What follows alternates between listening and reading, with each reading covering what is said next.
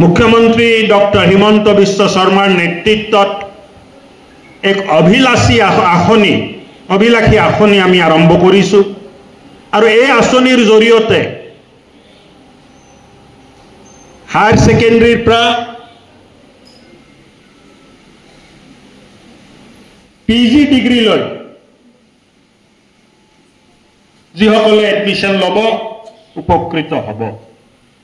আঁচনিৰ দুটা উদ্দেশ্য আছে। প্ৰথম উদ্দেশ্যটো হ'ল কম বয়সত বিয়া হোৱাটো বন্ধ কৰিব লাগে। কাৰণ আমি দেখিছিলোঁ চাহ বাগিচাত মাইনৰিটি অঞ্চলত মুছলিম য'ত বসবাস কৰে এই অঞ্চলবোৰত কম বয়সত বিয়া হোৱাৰ মেট্ৰিকৰ পিছতে বিয়া হোৱাৰ এটা প্ৰৱণতা আছিলে। এই প্ৰৱণতাক ৰোধ কৰিবলৈ দুখীয়া ছাত্ৰীসকলক পঢ়িবলৈ প্ৰেৰণা যোগাবলৈ বহুত দুখীয়া ছাত্ৰী আছিলে মা দেউতাই মেট্ৰিকৰ পিছত পঢ়াব নোৱাৰে এইকাৰণে ড্ৰপ হৈ যায়। আৰু এই কাৰণে এই অভিলাষী আঁচনি আৰম্ভ কৰা হৈছে। 10 লাখ ছাত্ৰীয়ে এই আঁচনিৰ পৰা লাভান্বিত হ'ব। এইকাৰণে নিযুত বুলি কোৱা হৈছে 10 লাখ।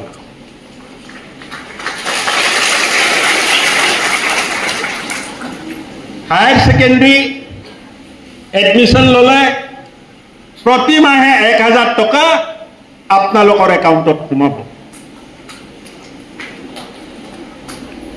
আৰু বছৰত 10 মাহ সোমাব।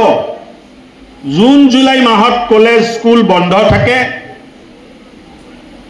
এই 2 মাহ নোসোমাই বছৰত 10 মাহ 10,000 টকা আপোনালোকৰ একাউণ্টত সোমাব।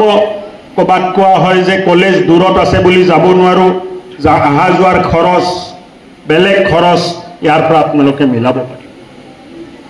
দুখীয়া ঘৰৰ ছাত্ৰীয়ে মা দেউতাক পইচা খুজিব নোৱাৰে। বহুত দুখীয়া ছাত্ৰীৰ ল'ৰা, বহুত দুখীয়া মা দেউতাৰ ছোৱালী পইচাৰ অভাৱত উচ্চ শিক্ষাৰ পৰা বঞ্চিত হৈছিলে। এই আঁচনিৰ জৰিয়তে আমি আপোনালোকক অধিকাৰ দিছোঁ যে ছাত্ৰীও পঢ়া শুনা কৰি নিজৰ অধিকাৰটো সাব্যস্ত কৰিব পাৰে। যিসকলে ডিগ্ৰীত এডমিশ্যন ল'ব তেনেকুৱা ছাত্ৰীক মাহে 1500 টকা দিয়া হ'ব।